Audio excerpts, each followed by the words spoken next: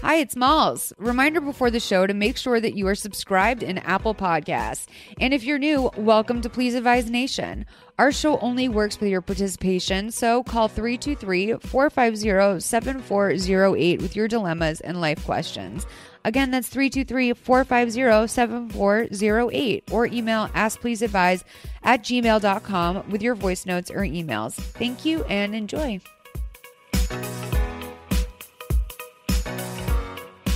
Hey, we're here with Greg of the Reg. Hello.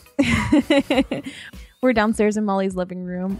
She's very, very tired. We're waiting for her to just basically get up and get started for the day. Wags is barking. I also heard that the middle of her feet hurt today, so we'll see what kind of mood very she's specific. in. Yeah. Have you ever had like a specific foot area? It's not a great way to start the show. I usually can't pin it down. No. So can you describe the scene for people here in Molly's living room here, Greg? It looks like a warehouse. There's a stack of boxes bigger than both of us in here. Stuff's kind of exploding out of some of these on the floor. Some good gets here that I'm seeing though. Denim. I know. I saw a polo parka over there, like a Ralph Polo parka, and I'm like, ooh, how much would that go for retail? It's actually really pretty good quality, and I'm not mad at it. But she has stacks and stacks of boxes, most of which are filled with mystery items because they're closed. But she has a couple open here that are very, very intriguing. I see a pair of lucky jeans. Is that? Oh, yeah. Lucky. Look at that. Lucky you. Right in the crotch. Yeah. I mean, let's see what size we got here. Oh, 38 wide, 34 long. If that's you, we'll see you at the storage center. Yes. Yeah. That is a man jean. We can hear Wags like scratching at the door upstairs. What else do we got? What is that? Like a baby blanket? Or I don't know what this is. What is that? So he's holding up a piece of like synthetic fabric that has like a generic printout of a cityscape on it, but it looks like, like little kid mats for playpens. Like it looks like that, but it has a zipper on the side. It has a zipper and some cutouts for maybe arms. Yeah. Is it like an art smart? No, but look, there's like a little like thing here. Like, what is this? Good. Oh wait, what is this? What is this? It's got like a little like. Oh. It's got like a little slit at the bottom for like eyes, maybe? This says Crossroads written all over it. Honey, that's for good. No, but what I'm trying to figure out what it is. You know what? I think it's an avant-garde bathing suit for a woman on the go. Hi, Wags. I think it's an avant-garde bathing suit. Oh. I don't know if people can hear you off mic. You want to? Hi, everyone. I brought you here today for the greatest art heist of all time, which is we're going to open my warehouse. Put that down. First of all, you're not allowed to go through the Goodwill pile. That's defamation. I want to acknowledge some things up front. Yes, I'm wearing men's purple sweatpants that have a weird ass. I'm also wearing a Tanacon hoodie, and I need to brush my hair. This right here, this is for my store. This right here over there, that is full of designer denim. I will say, yes, there's always a rub in every single. I mean, I've seen my husband, Franchise Kicks, open up many of these boxes. Occasionally, you're going to get some items that are wonky. Like you throw away underwear. This is a Frozen costume, I'm pretty sure. Several of these came. I threw that out. There was one wig that was like smelled so much like someone else's perfume. I know that bitch wore that wig out and then returned it. It was like a short curly wig, and I would not be surprised if she is with the two-piece woman's white suit that has some like detailing on it. Okay. But this is what we're doing first. This is the breakdown. Today we're going to Crossroads. Okay. And by the way, I said to them before I woke up, or before I really animated, that I feel like Walt Disney after he drew Mickey Mouse, which I imagine was not an invigorating experience for him. I imagine he was quite tired after that. Because that's, he created a household brand, a household name, which I think I'm doing today. So I was up all night long, folding, prepping. I have a couple questions for you guys about what, there's this one jacket, not sure if it's avant-garde. Not sure if it's for crossing children across the street. It might be like a cross guard uniform, basically. I need to go to IKEA and get some racks. And then I think I got to check into my storage thing. But the other thing that I need to do today is I need Jamba Juice. Okay. As soon as possible. We can get that done. My throat hurts really bad. Okay. And I know that the only thing that will fix it is Jamba Juice. Not medicine. No. Okay. No, that is, I mean, Jamba Juice, you can say what you will about Jamba Juice, which is that it's mostly sugar and terrible for you. But it also has healing properties. What's your booster? Immunity. Yeah. Or sometimes I'll do collagen, honey. And like if I'm really feeling myself, collagen. What's your order? What's your typical? Well, I like the orange sea monster, which they don't make anymore, sub peaches for banana, because I don't really like banana and I don't actually really like apple juice or anything like that. So okay. I do subs. I do a lot of subs. Okay. But there's a secret menu, okay, which I found out through YouTube. So we can also explore the secret menu. Okay. Greg, Sounds like thank you for being here. Sorry that I abuse you every time you come. Christina, thank you for your endless patience. Wagon Stuff, no thanks to you. You've been of no help. You were nice yesterday a little bit. How's your foot feeling? Or feet? Yeah, I know part of your foot hurt. Yeah, part of the reason why I had to sleep so late is because the middle of my feet hurts. But then the more I thought about it, I think my whole foot hurts. Okay. And I went to Stretch Lab the other day. Do you know what that is? No, I don't know. Yeah, some guy named Bond stretched me for 50 minutes. Okay. It was awesome. Yeah, I found on YouTube this place called like literally just cancel YouTube. Like I just can't have it at my house. Yeah. Although I do have a YouTube Red series that I want to sell them.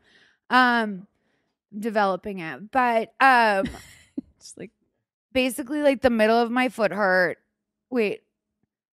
Oh, Stretch Lab. So I went to Stretch Lab, which is basically this place that just fucking stretches you. And you just like lay there. It's in the name. And it's really, really intense stretching. And I knew that was going to be the case. But like also, you know how I'm going to probably get osteoporosis? Like we were joking last week on the way to apple picking that I'm going to be the first of our friends to get some disease that's or typically isolated to the elderly community. Yeah, like it's going to be year. like Molly died of shingles at like 36. Like Molly had like open pussy wounds all over her body.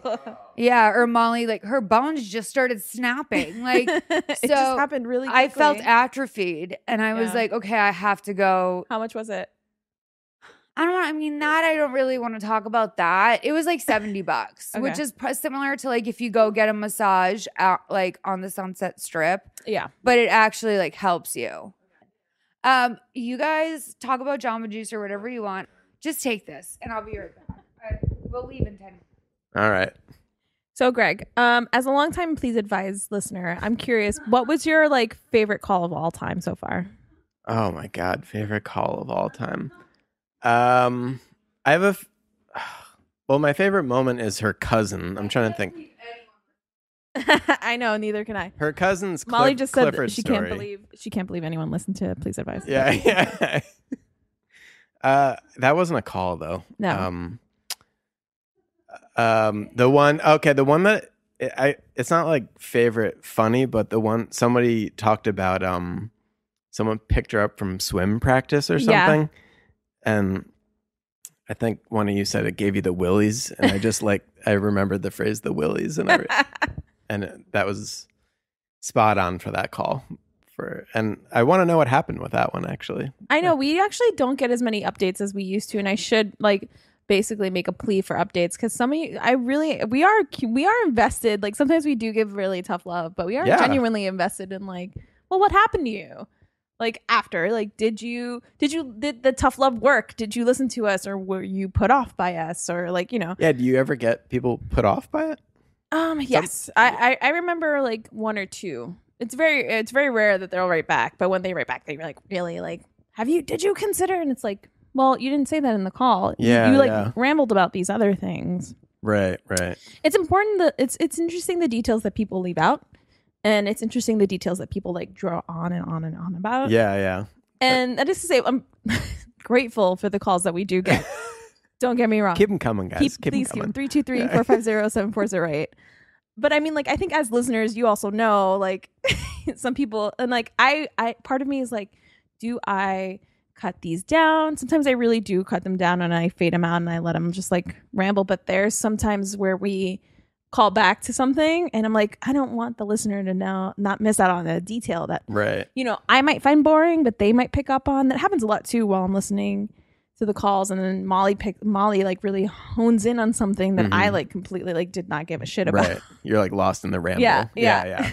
But that's your guys' brand, the rambling calls, I the guess soft so, yeah. rambling calls, drunk people in their closet. Well, I love it. Like, I think Eden, who was one of our former guests, did an impression on she had Molly on her podcast, and she did an impression of like our typical like please advise caller, and it was really great. She's just like, hi, I'm 23, I'm from Arizona, and you know, I just really That's good. But no offense to the 23-year-olds from Arizona. Yeah, sorry. But not sorry. Keep the calls coming. Arizona girls. Yeah. But is there anything that like, I'm curious, was there anything you've heard from the show that like opened your eyes about something or like changed your way of thinking?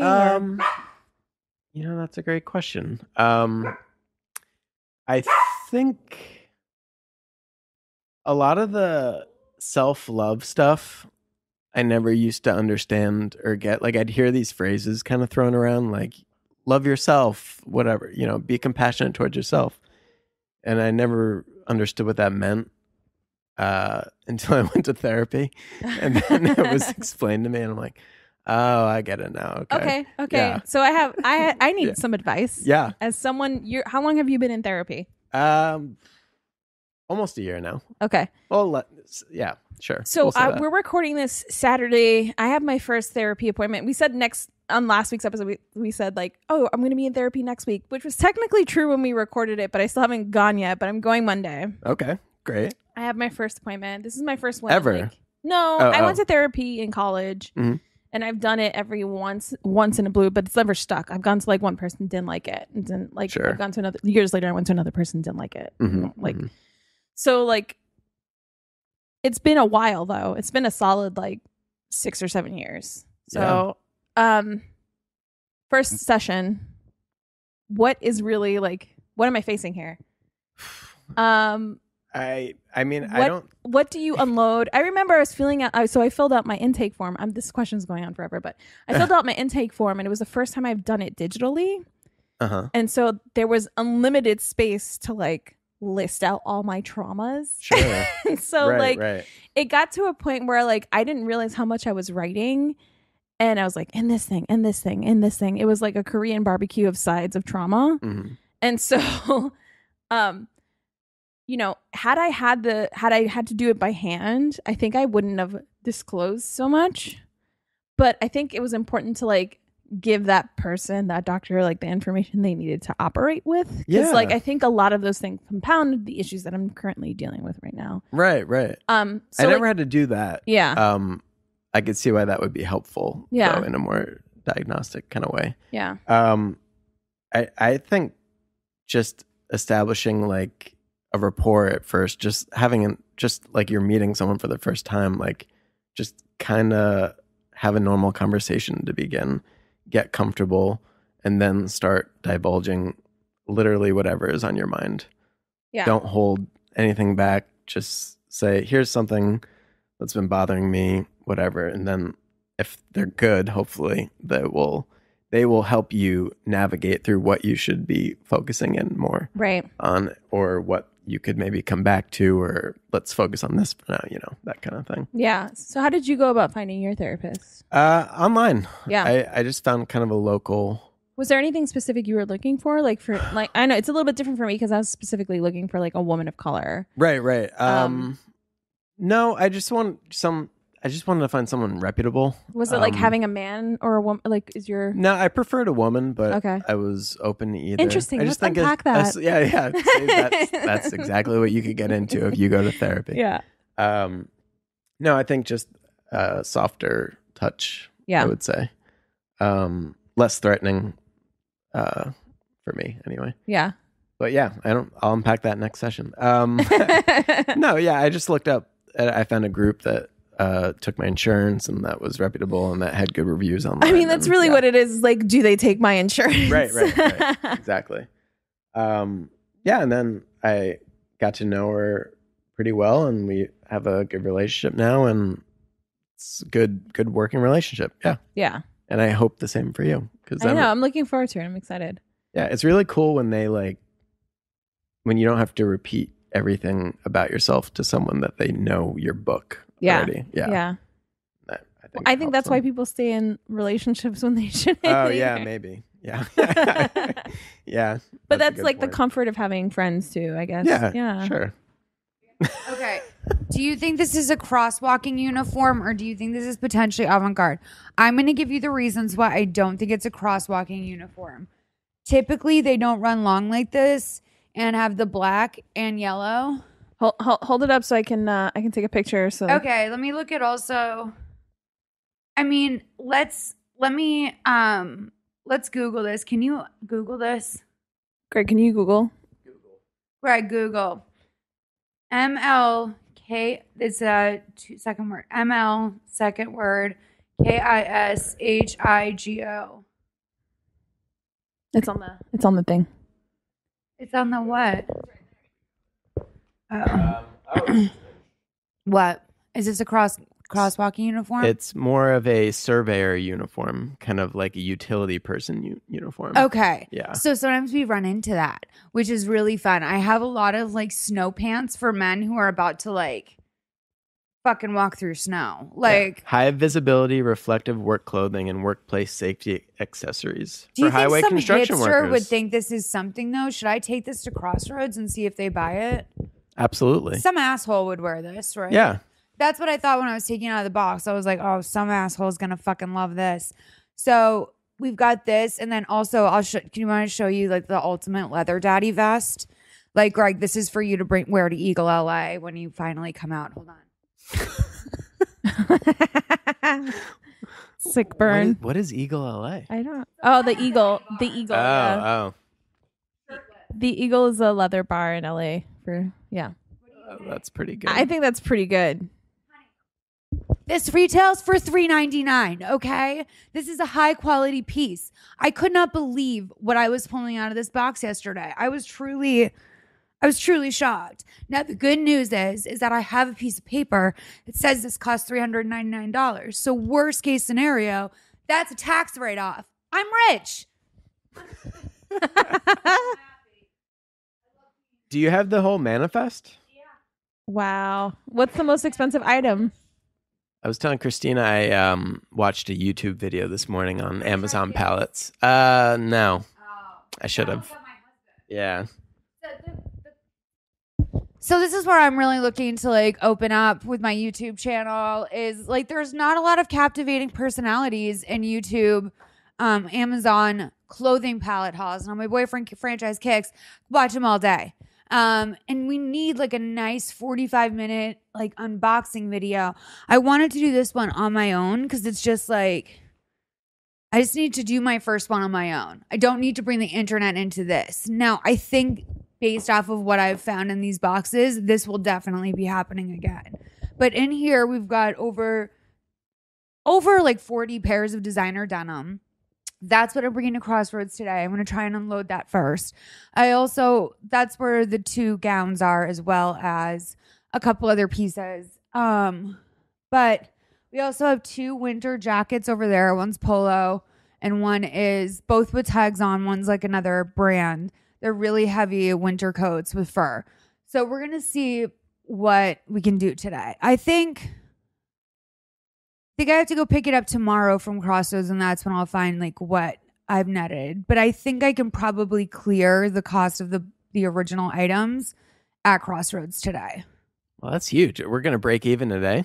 Probably. Wow. I mean, we might not know. We probably won't know that today, but that's what I think based on the contents of these boxes. No, I got some stuff for like some real thick boys. Like if you're like a thick boy, like... Thick with two C's. Yeah. Thick with two C's. Yeah. Like it's for like if you got a big boy at home.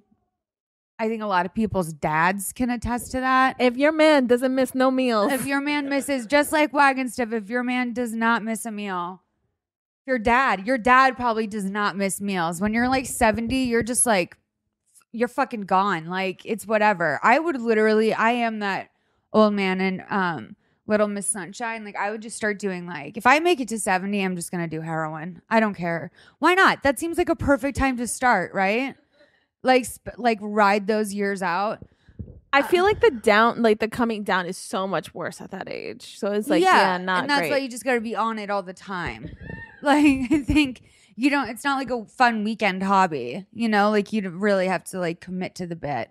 I mean, it's Maybe going to be not tough 70. with early onset osteoporosis to make it to 70. I don't know if I will. That's also why I'm like, it's a gamble. And I don't know where, like, if I'll have family then. And if I do, that wouldn't be fair to them. But like, if I'm childless and alone, why not? Really? Right? If I have the money, why not? It's in Bond's hand now. Yeah. And you know what? Great callback.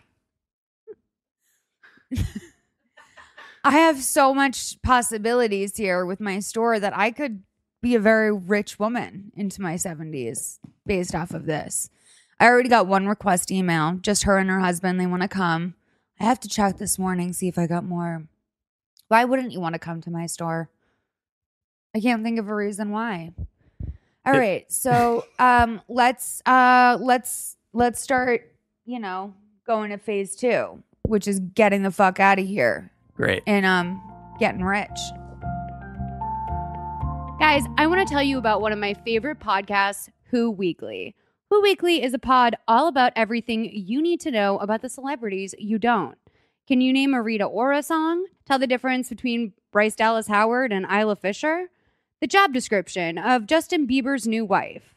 Because you answered no to all of those questions, you should check out Who Weekly, a podcast hosted by Lindsay Weber and Bobby Finger, all about the least famous and most entertaining category of celebrities, the Who's.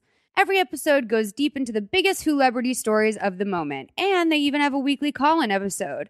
Just dial 619-WHO-THEM, where they answer the most burning listener questions. I was actually even on the first episode calling to defend my queen, Courtney Stodden. Who Weekly airs twice a week with the new episodes on Tuesdays and Fridays. You can check it out wherever you get your podcasts. So, Molly, where did we just come out of? Crossroads Trading Company. So thank God they have the drop-off program, which is where you just leave like. I know. your I thought they were stuff. gonna like live evaluate it. Oh, no fucking way. When I talk about time overhead, that is exactly the type of thing I'm referring to. If I really wanted to sell to Crossroads, and Sorry, I'm like guiding Greg. and be there in real time, we're in like the tightest parking lot in the world. By the way, It's worse than like a goddamn Trader Joe's parking lot. Yeah, it's the Glendale Boulevard Crossroads Trading Company location. So if you want to shop at my store while actually shopping at another store, you might want to hit up that Crossroads because they're probably going to have a lot of my merch, my inventory out. But I was thinking about like my time economy, like how much actual time I'm putting into this. And I think tomorrow I will know if that was worthwhile. This is what I was going to ask you inside, but I'm not sure if I feel this way. If I should just unload if I have the opportunity. Let's go for it. No, I haven't proposed the thought to you. If every item is under, if let's say they buy an item and they buy it under $5, should I take that to my store automatically, or should I just unload it because I have the opportunity? Because everything in my store costs $5, $10, or $20. So there's that. Greg, are you looking at that chlamydia ad? Is that what you're? No.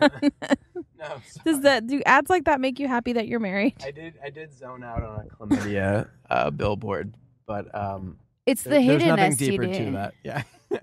Yeah. So for some reason, the 7-Eleven right at Glendale Boulevard in Rowena, which is one of my favorite streets in LA, Rowena, because it has my favorite bar, Edendale. And it's nice to walk on. For some reason, the 7-Eleven, I think the STD board or whatever owns this STI, build it, or whatever. Well, no, I mean, they're using freestdcheck.org, so I think it's fine. Okay. But it is STI is the preferable, amongst professionals, I guess, but I think the lingo still prefers STI. Okay, cool. I mean, just they got to spread the awareness. So for some reason, this particular billboard is constantly about STDs. It's always about STDs. It used to be like The ashamed bear. yeah, and Yeah. also it's all like a lot of times it's like you like, oh, you thought you couldn't get AIDS. Like it's always like patronizing too. It's like, oh, look at you thinking you're exempt from AIDS. Well, guess what? Here's this person that you did not think would have AIDS, and this is their picture. And Greg, it's you're gonna always take a some left like, on Revere Avenue, just FYI. like fucking frat guy or something. Which was my biggest fear in college is like once in a while like HIV AIDS talk would like sort of like it would come down, it would stop being so prevalent, but then someone would be like, someone at Yale got HIV, man, like it happens to us too, which is really ignorant. Yeah. But then everyone in college would start using condoms for like 3 months because they'd be like, oh, someone from Yale got AIDS. Which is so fucked. It's so fucked. But you know what? Whatever it takes. I've always thought that the second I stop worrying about AIDS, that's when you get it. You know, that's been my attitude my whole life. So I'm just chronically worried about HIV. Hey, Molly, I have a question. I don't want it. What? Should we take our first call? Yeah, but we're getting Jamba Juice in a minute, so make it quick. Hi, Malls and Christina. I'm calling about something I just would really love to hear you discuss. So I have this theory that eyebrows are the same as beards on men, meaning women constantly compliment other women on their eyebrows, and men don't really give a shit. They don't say anything about it usually, even though it takes a lot of work and time. Usually it's women complimenting women, which is fine. But I feel the same way with beards because my husband has this pretty intense beard, and he only gets compliments from men. So I feel like they're very similar. They both take a lot of work, but only people who have them appreciate it because they know the work that goes into it. Am I right? I don't know. It's just something I would love to hear you discuss. Okay, thanks. Bye. Okay, so I'll do a quick Jamba Juice fact and just get it over with. I was telling my friends here that apparently Travis Scott loves Jamba Juice and he got into it because of Kylie, which I love because I didn't think Kylie could teach anyone anything. Sorry, I don't know who Travis Scott is. He's a rapper. He has like what a lot of people are thinking he has the album of the year, and he's the father of Stormy Webster, which is Kylie Jenner's baby.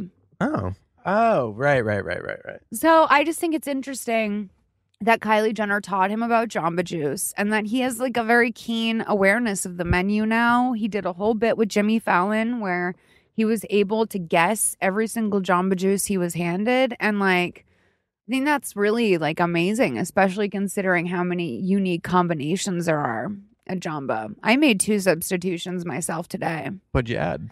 Well, I took out the bananas because I always feel it's a filler. I'm always like, I know what you're doing. Like, you're just like fattening this thing up with bananas, and I'm supposed to be okay with it. It binds you. Yeah, I guess. But I subbed for peaches. So, but you know what it would have helped with? Foot cramps. Oh yeah. When I was a swimmer in high school, I was slamming 3-4 bananas a day just to not have the foot cramps. I cramped very easily in Over the pool. here, slamming nanas. Yeah, that was me. That does sound like something I would do. Yeah, that's me. Oh my God, should I call my store that? That sounds like you're banging grandmothers. It does. Slamming nanas. Or just nanas who want to look really good and cool. My grandma, I called her Nana. Yeah, so it's not as endearing as I thought maybe. So, to answer your question, first of all, I don't mean to be offensive when I say this, but like, I think it's odd that only men are complimenting his beard because I have known many a woman to compliment a beard in my day. I think she's generalizing and saying like men compliment men on beards, not only men compliment her husband's beard.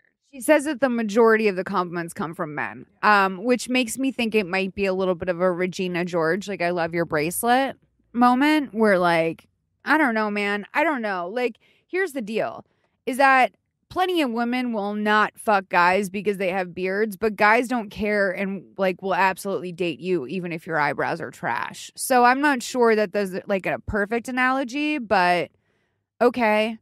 I knew nothing about eyebrows as a man until 2 years ago when my wife started pointing stuff out. And it was actually Carly from The Bachelor.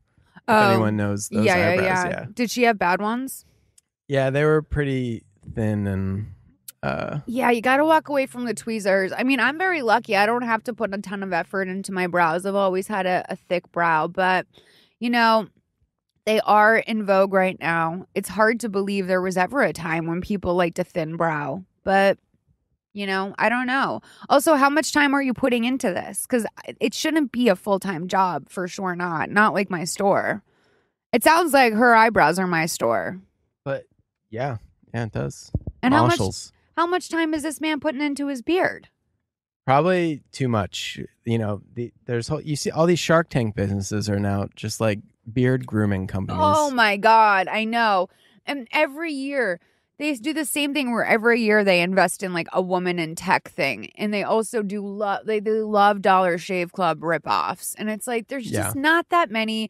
Sorry. If every single year you're buying some like, let's bring women into tech company, or like, let's get young girls interested in science. If every single year you're buying one of those things and none of them are working, I hate to break it to you, as unfortunate as it is, people are not responding to it in the market.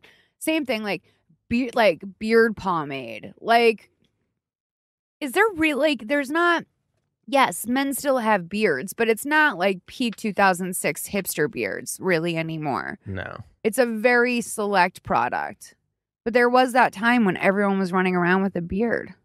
But how many people had it long enough that it was like its own organism that needed its own full like treatment regimen just to... Well, here's the tea, is that if you have a beard, which I personally do not care for because I feel that it's just a lot of food and debris and germs stuck in there, and I can't move past it. Same with a mustache.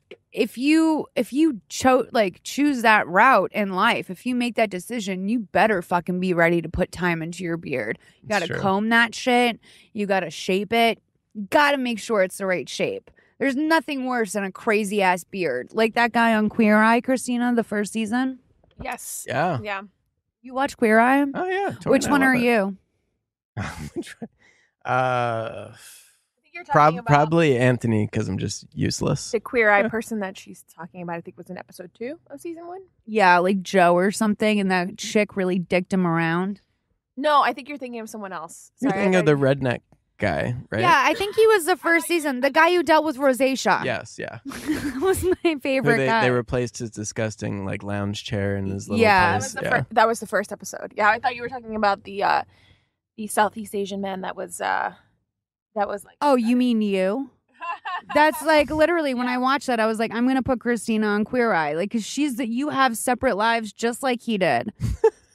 He had totally separate lives where like people weren't allowed to cross-pollinate their relationships in his life because he had some sort of shame or something. Yeah, basically.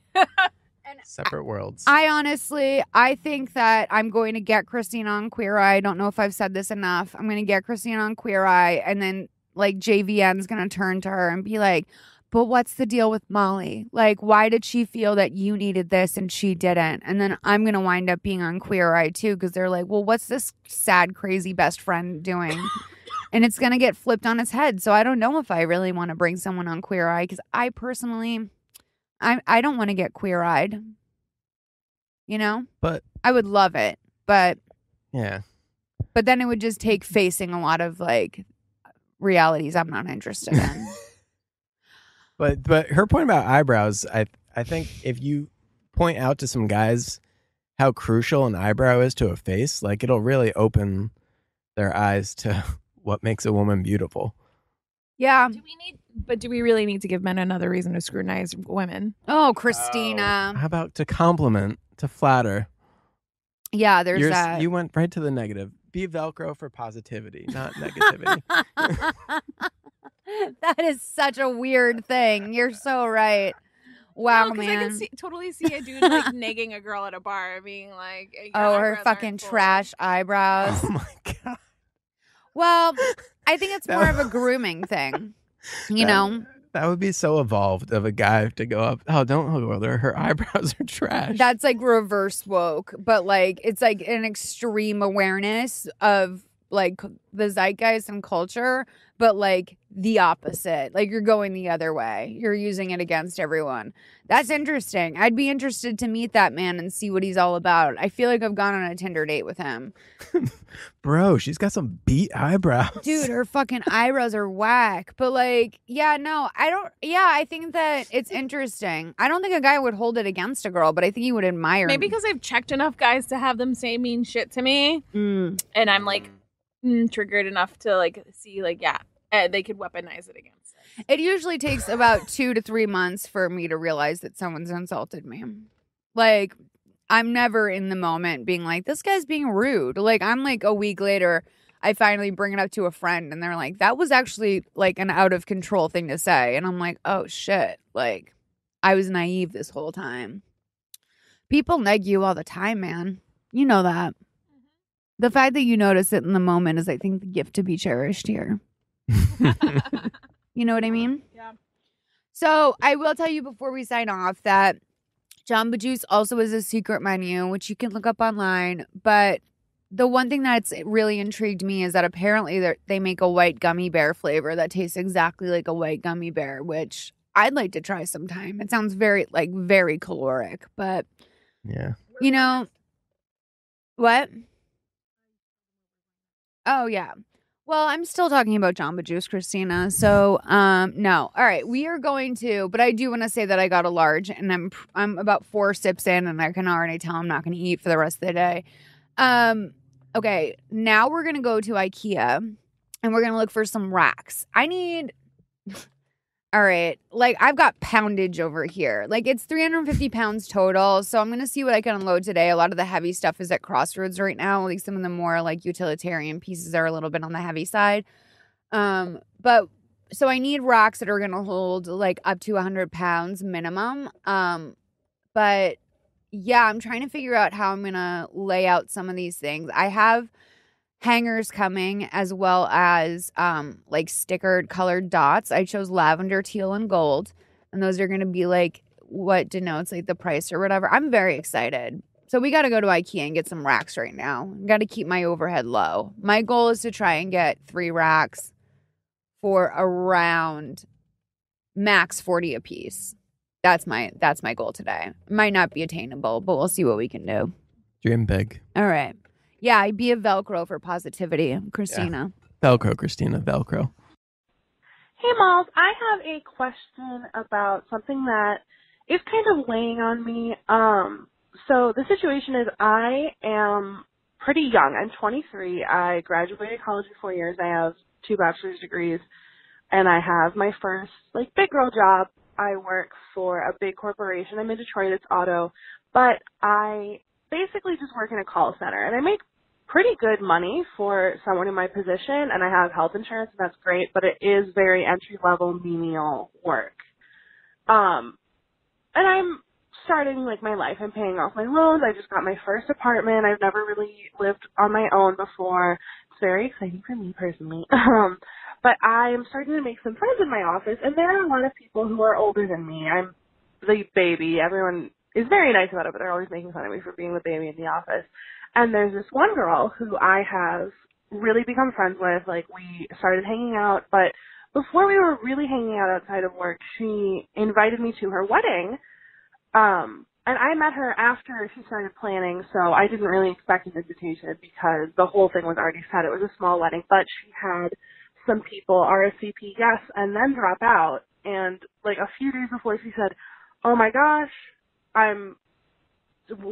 can you make it? I would love for you to be there. These spots just opened up. If you can make it, please bring a friend and come. It'll be so much fun to have you there. So I went. It was great. But my mother is very into, like, proper things. And she was very fixated that you have to basically cover the cost of your ticket, which I understand, especially for someone who's also pretty young. Like my friend Alana, she's like 29, but she's also just starting her life. She works here. She's in the same position as me, but she knows like money's tight. So I did get her like a nice picture frame, you know, for the wedding, a big like sterling silver, but I probably only spent like $60, $70, and it was probably $100 plate. So my mom's like on my ass about, you need to get her something else, you have to do this and this, and I think Alana honestly doesn't care that much. Like, she's a recovering addict, she's got her life in life, but she knows like money can be tight, life can be rough, and a lot of people, I was spying, a lot of people brought like a candle or something, and I think that, I don't know, I just feel like it's not that big of a deal, and I feel like it would be weird for me to like re-up another gift, but my family is like very insistent that if I don't do that, I'm like not respectable or something. I'm like breaking tradition with the old ways. Oh, they're also like very old school Italian Catholic, if that helps. So yeah, I'm wondering what you think. Okay, so we're in the parking lot at IKEA. We're watching a couple do some nice teamwork here. They've bought some folding chairs, it looks like, as well as a couple things in boxes. I don't know. Maybe they're throwing an intimate wedding themselves. So here's the tea. Your mom is right in that typically that is the way to handle things. However, I would say that Alana, who, by the way, we all had a good laugh when you outed her as a former addict or a recovering addict. I don't know why that was funny to us, but it was like, damn. Like, it was very casual. Well, it was just like also like that kind of has nothing to do with whether or not she deserves like, you know, that's the way that I would think too, where I'm like, Alana's lived through some shit, okay? Like, I don't think she's going to nickel and dime me on this.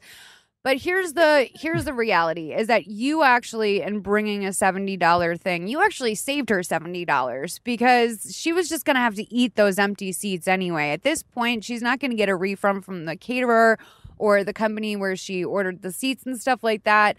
She's going to just have empty tables at her wedding. But instead, she was able to fill it last minute with someone that she likes and enjoys, an unexpected new friend, and get a gift from it. So I actually don't think your mom is right. I would have no problem just tossing her a lie to shut her the fuck up and just be like, yeah, I bought her a Tupperware set. You know, if your mom is going through your receipts, that's odd. So that's where you really have to work on things. Then one more thing I will say to you. No one at work is your fucking friend. I know that you guys like each other and you feel that way now, but ultimately what you have to remember is that Alana will throw you the fuck under the bus if it ever comes down to someone needs to go. If money starts to get tight at the company, anything that you tell anyone you work with can and will be used against you eventually.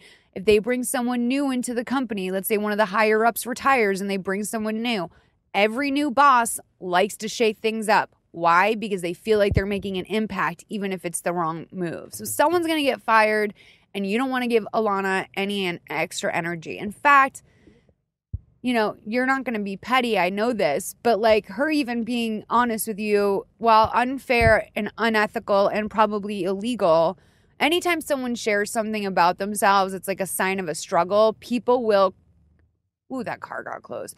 People will use that close against you. So almost went for the little horn beep.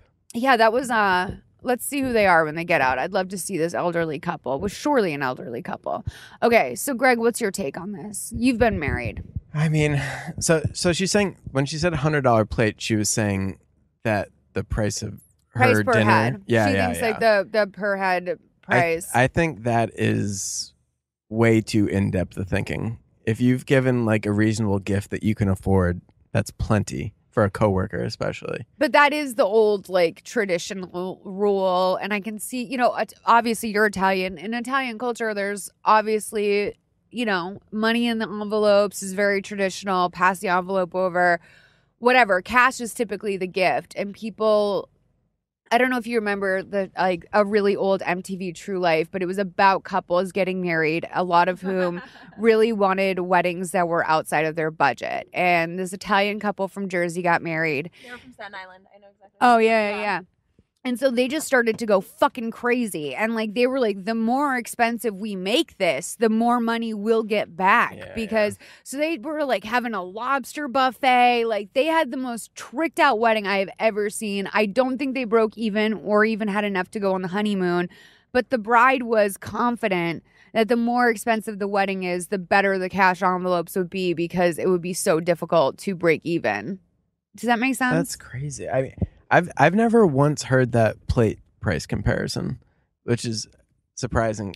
Cover the cost of your seat. You yeah, know? I've never heard that, but that's interesting. But I feel like before 25 years old, you can pretty much get away with whatever gift you want. Absolutely. Like, and again, you kind of in a weird way saved her money because she was able to feed that meal that would have just gone to, I don't know, the fucking dogs or like the caterers. Like, like what were they going to do with those extra 12 chicken breasts? Like, I don't know. At least you ate one. And it's really nice she gave you a +1. I think that, you know, a big silver picture frame, like, I think people also, there's a misconception about what people want for weddings. I'm not sure if you bought off of a registry or not, but I think that also there's sometimes a misconception and people wind up with stuff like Tiffany picture frames when maybe that's not what they value. So don't buy more shit for her. Just lie to your mom. Yeah. Tell her to fuck off, you know, in a way without actually saying that. Just be like, Mom, it's fine. Mom, it's fine. Mind your business. Like, that needs to be the undertone is mind your fucking business. And, like, Alana and I are squared. But put your guard up, girl. Like, you can't. Do you agree with me that, like, it's a little bit, there's a misconception about the ability to have friends at work and what ultimately that will mean when you start to treat a coworker like they're your, like, you know, like they're Christina. I think, yeah. Christina. I mean, I don't know. I think it's just because I've actually worked in a like a normal office situation. So have I. But like, when was the last time? Like, it's been a while for you, I think, right? No, I mean, I worked, well, probably. I don't count a writer's room as like a typical office situation. But before that, I was working, obviously, with you I was doing logging for several years. I was in an office environment there. I was in an office environment at HBO. I was in an office environment. It's like, but I was also so young that I was naive and thought those people were my friends. Yeah. You know, because it is. I'm just saying, like, navigating that corporate space in my 30s now is way different than I would have in my, like, when back then. But I also think, like, I've actually had really rewarding friendships from my coworkers. I think you have to be really careful and cognizant of, like, how you go about it. Because it's great when you're in the moment. It's great when you're in the moment and everything's going fine. Like, of course, you want to be it's natural to want to get along and feel friendly with everyone. However, I do think the other shoe eventually does drop. I mean, I don't know. I think I operated in a little bit of a different way. Like, I get I do different department friends. So, like, I'm friends with the people in accounting. I'm friends with, like, front desk people. Like, people who don't necessarily have anything to do with what I do. I am good friends with, like, a lot of coworkers that I have, but I'm not, like, divulging, like, dark family secrets. You know what I mean? Oh. It's just, like, be cognizant of what you're disclosing. If you have enough dirt on each other, then it's kind of like, oh yeah, we're in this together. Like, I know too much about you and you know too much about me for this to turn anyway other than, like, you know, destruction. So, like, that's a good safeguard for, like, work friendships. But I think it is possible to be work friends with people. Yeah, I agree, because some people, especially if they just move somewhere, like, your work is the only environment you have to make friends at first if you move somewhere. You spend more time with those people than you do your family and your actual spouses. Yeah, so I don't think that's unusual, but it is good to have your guard up. But, like, look how often even fucking family turns on each other. I'm just saying, like... Yeah, but I mean, like, I understand it. I understand it can be done well, and everyone should be pleasant with each other, and there's nothing wrong with, like, grabbing a drink or whatever. I would just... It sounds like there's an intimacy of friendship here that's already being established that could become destructive, and I just want to forewarn that, because it sounds like you have certain boundaries that you have. But I mean, she just casually threw out Alana's experience with addiction on this phone, so it means to me that they are very, like, they're very interpersonal already on a level that could go wrong. That's all I'm going to say. Yeah, it's fine that she went to her wedding, but I would say this is not your best friend. I would say I enter the work relationships I do have knowing that it could go completely tits up, and I could, like, end up having, like, a mortal enemy and this, like, career realm that I work in, but I don't anticipate going. I'm not naive about it. But don't be naive about it. Yes, is what I'm saying. thank you. Ultimately that's what I was getting at. It's like, don't be naive about it and think like this person would never betray me. Like, go into it thinking that is a possibility, and if you're okay with that, then pursue that friendship. Yeah, no, I try to cover bases because I realize not everyone has that information. Like, if you do that already, that's great for you. But like, not everyone knows that that's even a possibility. No, I'm letting her know that she should go in, or anyone listening to this, that they should go into it with those kind of expectations. Like, that person might screw you. I learned just keep that in the back of your mind. Yeah, I learned boundaries at work slowly but surely, like over time, because it does feel like, especially if it's an office where everyone sort of gets along, like you're all like on the same level or whatever, like as you would be in a call center. Surely you have bosses, but your peers are most likely like you. It can start to feel like a little bit of a sorority or something. And that's not what ultimately work is. So I know you know that, or maybe you don't know that, but I feel a moral responsibility to point it out, like Dr. Laura. More concerned with the boundaries with your mother, personally. So, I think her mom is checking her receipts. And you know what? If your mom is fucking paying your credit card or something else like that, that is your move, bitch. Is that you gotta end that. You gotta really end that. And I understand struggling, and I understand sort of like getting on your feet and disclosing to your parents like what your income is and what your expenses are. But you sooner rather than later, you gotta cut off your mom's knowledge of how you handle your money. Like, I don't even know why she even knew about the $70 picture frame. And that's normal, that you're in a transition point of your life at 23 where you're learning to be your own adult, and your mom's going to have to deal with that too. True life. Yeah. Okay, so it's 3:18. We've got to like get this out because Greg has a hard 5. So let me know. Call us back and let us know more information about your relationship with your mom. And tell us if you wind up getting that supplemental gift or what. I want to hear all about it. So maybe Alana's getting divorced already since we got this call. Who knows? But thank you for calling. Hi, Malls, Christina, Wags, and Guess.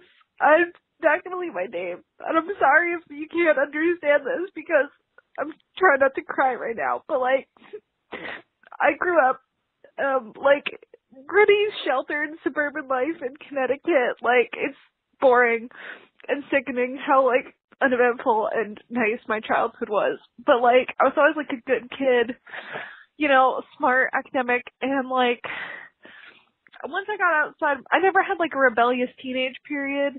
College was pretty typical college or whatever, but like, and now I'm 25. I have a good job. I like recently got like a raise and a promotion. I rent my own place. I have a really good like boyfriend relationship thing going on, I think. But like I just got arrested for stealing $55 worth of food out of Whole Foods. And like it's hilariously how bad I am at stealing. And that's like the only part about this is not making me cry right now is like I kind of knew I was going to get caught because I was doing such a bad job. But like I've noticed since like becoming an adult and like moving out of my parents that like whenever I get complacent or bored in a system, I will push the boundaries or I'll just do something stupid. Like I don't know, I just do something stupid just to like see what'll happen, or like just to see. I don't know. I know I'm an asshole. Like I realize that. So I don't think I'm a bad person. I'm not trying to hurt anybody. I know it was an asshole move, shoplifting and stuff, but like I'm not going to do it again because it was so fucking humiliating. But like, what is wrong with me that I keep like, I don't have any like fucking hobbies. I don't know what to do with my time now that I'm out of school. That's another big problem that I need. Like in college, my hobbies were binge streaming, Netflix, and Reddit. Like, and now, still Reddit, Netflix, but I mean, not like drinking every weekend or 3 days a week or something. I'm not really into that so much anymore. I want something interesting to do with my life, but I just don't know. Please tell me what's wrong with me and how I cannot do this again, or what I should do.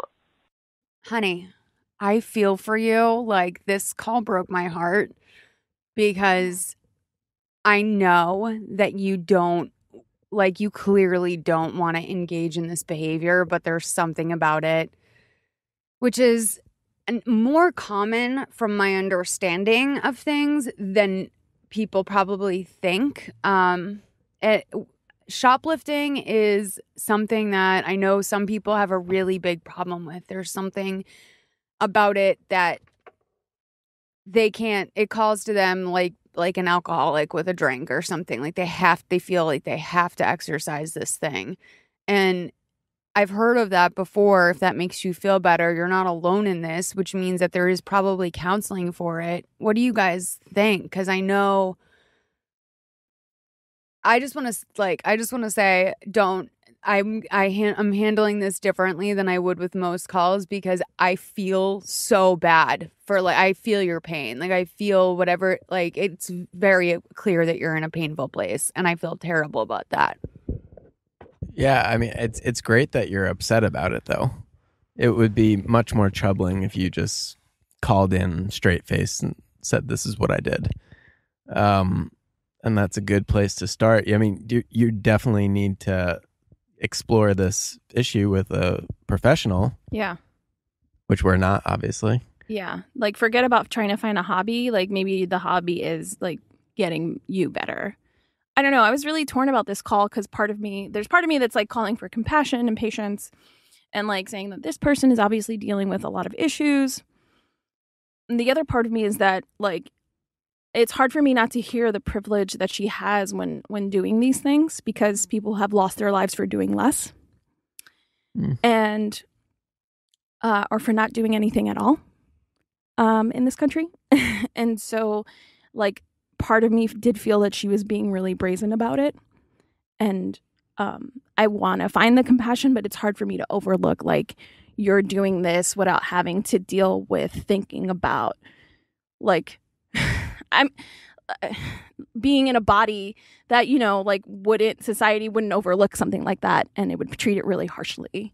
So it's hard for me to, I don't know. I want to have compassion for her, and I do, and I feel really bad that you're feeling this way. Obviously, you feel bad about it, but it's also it's a privilege to be able to do something. I don't know. It's hard.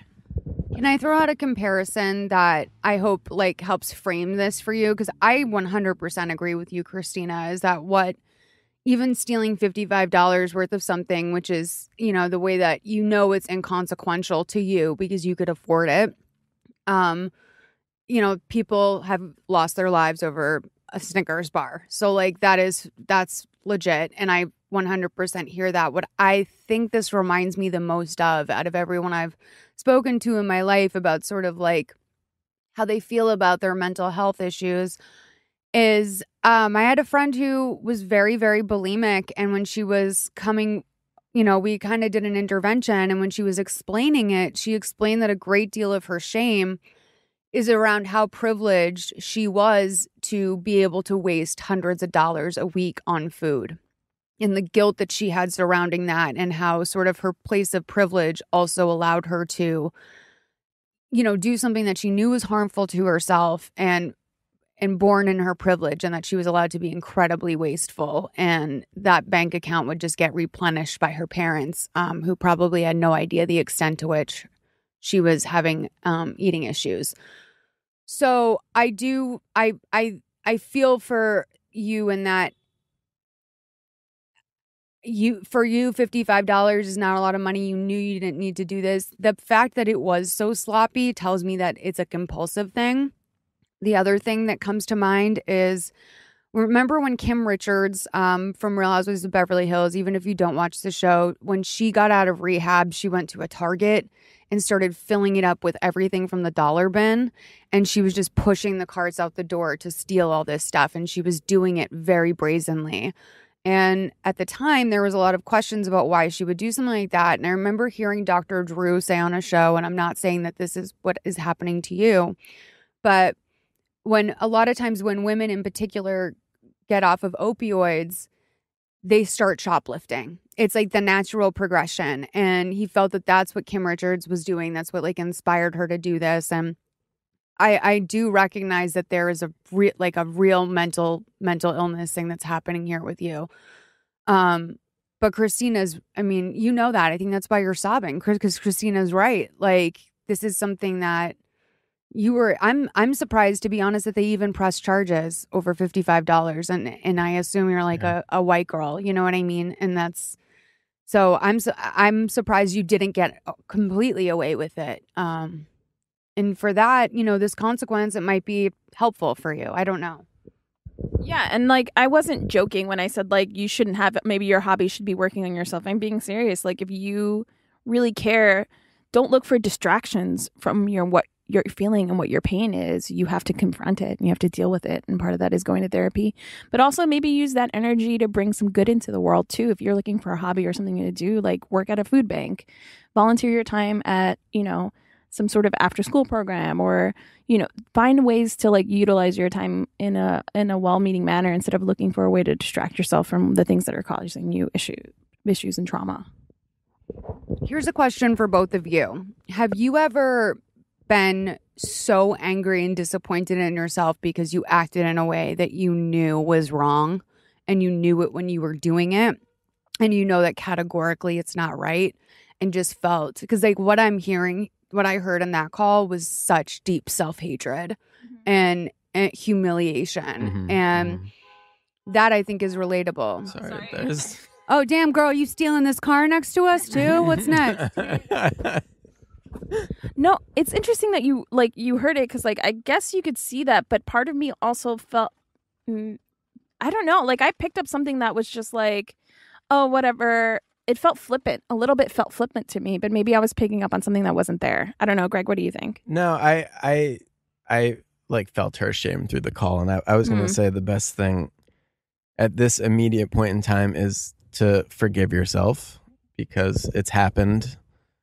You can't go back in time and change it. You have to forgive yourself and act on getting better. And you're not like unique. This is a problem, and it usually is a lot of well-off people who shoplift for whatever psychological reasons that I can't speculate on. But, you know, I saw a woman steal a banana at the grocery store when I was a kid, and it lit my soul on fire. I loved it. I was happy for her to steal that banana. Slamming bananas. But she also was like in her 70s. So that's, I think, what's different. Yeah. Sorry, continue on. You knew someone that stole? Yeah, I mean, we don't, you know, I don't know why. It's very common with like high schoolers, like high school girls. Like I had friends who were stealing thousands of dollars of stuff from the mall, and they were far more well off than I was. And I remember feeling like, God, this is so unfair. Like I wanna have what they have. And I stole one tank top from Express, and I fucking wore that thing for 10 years because I felt so guilty. And the only reason why I didn't return it is because I was afraid they would like retroactively penalize me somehow. But I mean, like it also, I know you're like kind of being, I understand what Christina means about the flippancy, because it's like, it was only $55 worth of groceries, like from Whole Foods, and that could go two ways. One is that you knew it was so stupid because you could afford the $55. Two, maybe there's a lack of acknowledgement that $55 at a grocery store, even if it is Whole Foods, is it's very privileged. It's very, like, that's not a joke. Like, some families have $25 a week to spend on groceries. So, like, it is a big deal. Did she say this was her first time? I don't... No, she said it's something that she does from time to time. It's like an overwhelming impulse that comes over her to do this. It did partially sound like she did it when she was bored. Right. I mean, she said, you know, Netflix and Reddit are her hobbies, and you know, I'm not saying you should start a store, but like, do you see how I keep myself busy? Like, I mean, I have two friends with guns to their heads right now buying clothing racks with me at IKEA because I decided to start a store last week. I understand impulsiveness. I think that you need to utilize this experience of being arrested to scare the shit out of yourself, because the only reason why even I, as someone with like an impulse problem, like I would never do super really hardcore drugs. I would never start stealing. Why? Because I'm terrified of the consequences. And you have to start thinking about consequences. And maybe that is what's getting you off, is the idea of the danger. But now that you haven't gotten away with it once, you wanted to get caught. That's why you were being sloppy. You wanted this. So, and that's self-sabotage, which is really typical. Maybe you thought this would finally break you of this impulse you have, but you've got to use this because you're 25. You know you're a little bit too old for this. You know you make enough money that it's not necessary. In addition to therapy, I think that you need to start practicing a little bit of like healthy fear of God. Like, that's all I'll say. I'm going to wrap this up for me. I'm going to hand the mic to Christina and Greg to kind of round this call out. But I'm thinking of you and I want updates from you because this broke my heart to hear, because I understand why so many people would lack sympathy for this. And like, because of that, I feel compelled to be like, I know that this isn't ideal for you and you fucked up, but it's not 100% like, it's not like drunk driving. Like, it's really not. Like, it's bad. It affects people. And you're lucky to be like, you know, to fit the racial profile that you do, the stats that you do. But, yeah, this is like, I know that this isn't a choice you're making consciously. Okay, here's Christina and Greg to wrap it up. I don't really have anything else to add. I think you guys got it. Sing it. Close this out. Well, yeah, just again, have some compassion for yourself. You know what you did was wrong. Get the help. That's all you can do right now. Hi, Malls and Guests. This is Abigail from New Jersey. I'm 31, and I live in an apartment by myself. There's one floor above me, and I've lived here for 3 or 4 years, and it's been pretty great. And I understand in an apartment there's shared walls and you hear irritating sounds. My upstairs neighbor, for pretty much as long as I can remember, has been fairly irritating in her inability to take her shoes off, and she kind of just stomps around her apartment at all hours. It's kind of gotten to the point with that where it's almost like white noise to me, and I've kind of blocked it out. However, in the past couple weeks, she has started having sex with a gentleman that they're having sex so loud that it will wake me up at 2 a.m. because my walls are shaking and I can hear them. And it lasts for a long time. And it's not just on a Friday or a Saturday. It's like 3 or 4 days a week. It kind of leaves me like paralyzed in bed because I get really uncomfortable about it, which is weird because I just don't know what to do. I don't want to tell her, like, go up there and say something to her because I'm glad she's having sex, I guess. But at the same time, I wish she would be a little bit more respectful to the people around her. And there's also a part of me that's concerned that my neighbors think it might be me because it's really that loud. Yeah, I don't know what to do. I've never really had to confront her about anything before, and I don't even know her. I don't know. What would you do? Please advise. Thanks. Woo! I will say that I heard this question asked on Savage Love one time, and obviously Dan Savage being Dan Savage, and so sex positive, and also I think probably doesn't want anything. He doesn't want to say anything that wouldn't be applied to him. He said something like, you know what, you should like give him a high five next time you see them, and like, or, you know, whatever, like basically saying that like people are going to fuck and you need to deal with that. And you should be happy for them that they're getting laid. I don't feel that way because they're bringing something into your life that is inherently personal. And not only would they likely be probably a little bit embarrassed to know that it's that loud, unless this woman gets off on like putting people through that, she would probably be a little bit embarrassed and want to know. And I agree. I think she might be getting off on it in some capacity, but she seems really unself-aware, and you know, people also don't realize the extent to which noise. I had a neighbor upstairs who just had an office chair that rolled, and I felt like I was living in an earthquake at all times. And sometimes people can't like understand what it sounds like to be above noise like that. What did you do about the rolling chair? Anything? I was really young and I didn't do anything. But I did have a neighbor that fucked underneath me for years. And it was like there was a lot going on in that downstairs apartment. And I did say to him, like, you know, you guys kept me up until 4 o'clock in the morning and I have to be at work at like sometimes 7 a.m. And so that's not okay with me. And initially he barked back at me and he was like, well, you know, I hear you and your dog. And I said, well, thank you. Like, let me know that and I'll work on the solution. But I'm letting you know my problem. I think this can be handled with a note that's cute and says, like, you know, sometimes your fun can be heard downstairs and we just want to let you know that, you know, privacy would be appreciated. I don't know. I would go more white gloves because I'm guessing you want to avoid the interaction that Mal's just described. So I would get the landlord involved just to say, I would like to put a request in through you to these people to quiet down in these scenarios.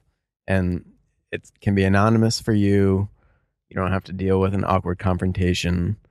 I imagine most landlords have dealt with that before. Yeah, like, yeah. Most it's not landlords uncommon. Probably, yeah, exactly. Which is gross. I mean, I'm sorry. I'm not trying to be sex negative, but like, you are. I don't want that in my life. Like, I don't need to hear my neighbor fucking the same way that I also close the curtains if I walk down to get a popsicle in my underwear. Like, it's not, they don't need to see me naked and I don't need to hear them fucking. So, like, that's something I work on personally. Not everyone has that boundaries. And also, a lot of people didn't grow up in apartments, so they don't know the sensitivity. Sounds like she's on the top floor, so she doesn't deal with noise the way that. Yeah, that's actually real true because, like, I've definitely lived with people who I'm like, you've lived in a house, you obviously have never lived in an apartment and had to like give consideration for like people who live below you. It's funny that both of your reactions are like, oh, go talk to them. I'm like, she has to move. Like, I'm like, there's no, like, you're not going to get any solace for this. Like, people are going to live as much as my favorite part of the call actually was like, she's like, it's not even on like a Friday, Saturday. It's happening like 3 times a week. Yeah. Some people's sex lives happen like 3 times a week is a pretty good situation for a lot of people dating. It could be morning. There could be morning going on. It could be every day. Like, these people could be at like peak chemistry. I mean, it sounds like they just started dating. So like, I'm saying they must be like in their late 30s or 40s if they're only banging 3 times a week. So you should be proud of that. There is something I want to add because like I actually sympathize with her a lot because where I live in my apartment building, there's a common area right above me. Is that where you fuck? No, but I've heard people fucking in the middle of the night. I've been woken up by people fucking in the middle of the night. You know that we found a condom on my balcony before. Yeah, like so like I've definitely been woken up by strangers fucking and I can't even complain because I don't know who it is because it's not an apartment that's being occupied above me, it's a common area, so it's like who knows, maybe it's you in another universe. Yeah, the timeline split. But yeah, I was just like, my only solace from this is like moving out, but now they're starting to enforce the like curfew hours up there, so it hasn't happened in a while. And I remember I was like in an elevator with a neighbor and she was talking to me about like, oh, they started closing the deck, and I was like, yeah, because people were having sex up there. I live right below. And she's like, people are fucking on the sun deck, are you serious? And it's like, yeah, for sure. She was like so appalled that there was even a possibility of people like doing shit up there. But yeah, I was like, you can't, I don't know, I just feel like people are gonna live how they're gonna live. You can't really like police how other people are gonna. People are animals. Truly so, primal creatures. And I think you gotta move. I'm sorry. I think you gotta move.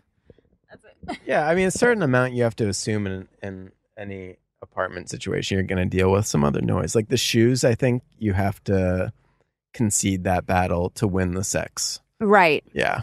Right. I mean, maybe just, yeah, I think you're right. I think the landlord is the best way to go. A lot of people would say that's fucked up. A lot of people would be like, you should try like resolving a dispute first. But this is so like actually personal in nature. Yeah.